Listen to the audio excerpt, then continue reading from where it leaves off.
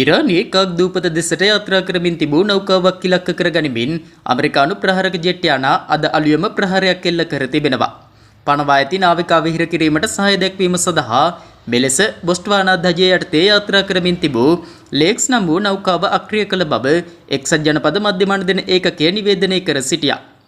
පැය 24ක කාලයක් තුළ ඇමරිකානු ආරක්ෂක අංශ සිදු කළ අනතුරු ඇඟවීම් නොසලකා හැරිය බවත් ඒ අනුව 1 AGM 114 වර්ගයේ හෙල්ෆයර් ගුවනේ සිට ගොඩබිමට එල්ල කරන මිසයිලයක් යොදා ගනිමින් නෞකාවේ එන්ජින් කාමරයට ප්‍රහාර එල්ල කොට එය අක්‍රිය කළ බවයි ඇමරිකානු මධ්‍යම සේනා විධානය සඳහන් කළේ.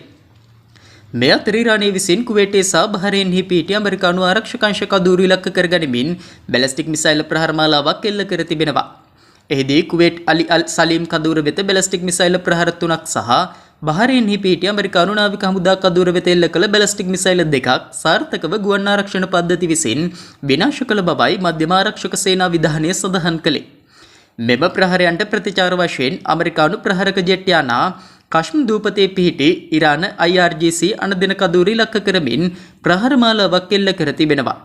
ඉරානය විසින් හොමුස් සමුද්‍ර සංධිය හරහා එල්ල කළ ඩ්‍රෝන යානා 3ක්ද ඇමරිකානු ආරක්ෂක අංශ විසින් විනාශ කළ බවයි මධ්‍යම ආරක්ෂක සේනා විධානය සඳහන් කළේ.